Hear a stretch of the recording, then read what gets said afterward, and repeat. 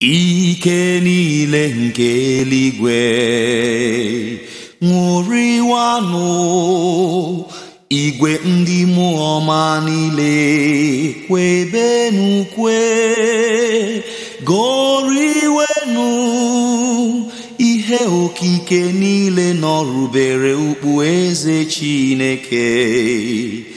Jesu Kristi eze anyị ebilitego, gbubenu opi nke nzọpụta,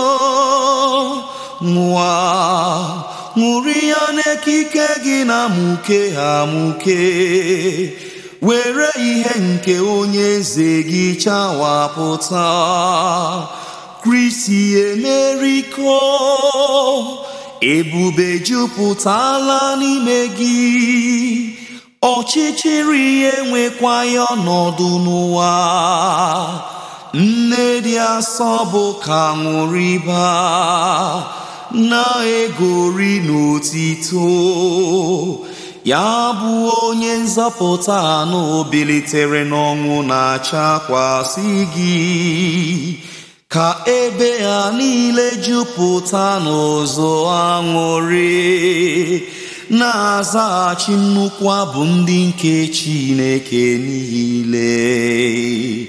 Ndị enyi m ọma, mụ na ha guzo n'ihe ya dị asọ, soronụ m n'ịrịọ Chineke ebere, ka onye nwe odibo ya na-ekwesịghị ekwesị, gracia iji kwe ukwu otito Paschal ya.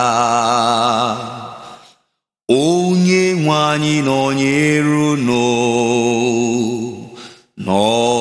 nọnyekwara mmụọ gị, welite n'obi unu elu, anyị ewelitela ha n'ebe dị nwenu nọ, ka anyị nyenu dị nwenu Chukwu anyị ekele.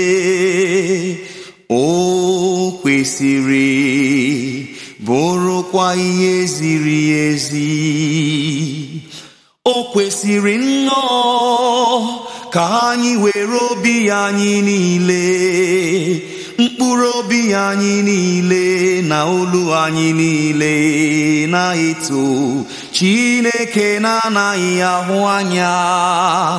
Nna jike niile na-asọ otu nwa ya dị nwe n'anyị Jesu Kristi, maka na Kristi ejirila ọbara ya gbata anyị, kwuchitere anyị ụgwọ njọ Adam n'aka nna dị ụwa tụwa. Ihe a bụ emume ngafega anyị, mgbe ejigbu Kristi ezigbo nwa atụrụ, nke ọbara ya na-edo ụlọ ndị niile kwere n'asọ. Ihe a bụ chichinu, mgbe ịzọpụtasịrị nna anyị ha, isiri na abụmohu kpọtọhapụ ụmụ Izrel, doro ha ụkwụ kọrọkọrọ, ha kụfee osimiri. Ihe a bụ anyasị mgbe a na-ahụchapụ njọ ndị otu Kristi nọ n'ebe niile, zọpụta ha na mmetọ niile, kpọbatakwa ha n'ọkwa gracia, ọnọdụ ha na-abawanye na adịmasọ. Ihe a bụ chichinu, mgbe Jesu Kristi dọbiri ogwigwe nke ọṅụ, si n'ili bilite n'ebube. Gịnị bụrụ ndụ gara ịbara anyị, ma sị na Kristi abịaghị bụrụ onye nzọpụta anyị? Nna, anya ị na-elete anyị adịkakwanụ egwu, ka nnukwu amara gị si karịa nchịkọta. Naanị maka iji gbapụta nwuhu ka ijiri ha nye nwa gị. O mmehie ihu ọma, o njọ dị mkpa n'ụwa Adam metara, nke ritere anyị nnukwu onye mgbapụta dị otu a. Uchichi dị ngọzi karịchaa ibe ya, Chineke họrọ ya ịhụ na Kristi si na ndị nwụrụ anwụ na-ekulite.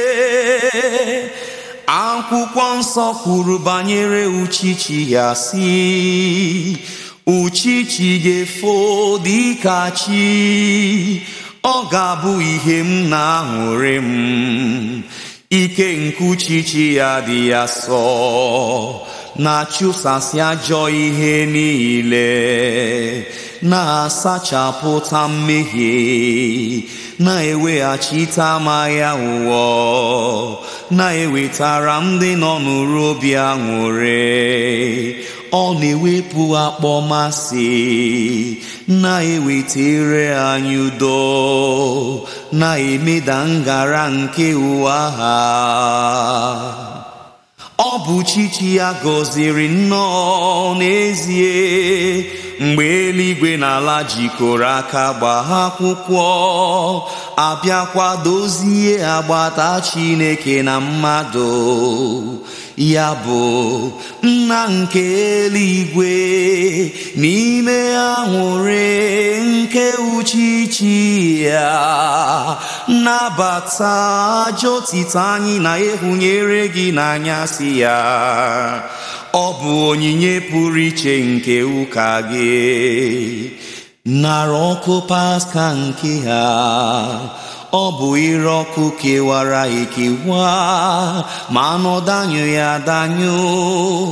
Ọ bụ ide ọkụ na-egbuke ka nsọpụrụ nke Chineke, ka ya na ọkụ nke eluigwe gbawa na-enwu n'ike n'ike, kposa ọchịchịrị nke uchichi ya. Kpakpando ụtụtụ a na-enweghị ọdịda, kụdiri ọkụ a ka ọ na-enwu. Kpakpando ụtụtụ ahụ bụ Kristi, kpakpando ụtụtụ ahụ bụ Kristi, onye siri na ndị nwụrụ anwụ pụtakwa ọzọ, bịakwa chakwasị ụwa niile ihe udo ya.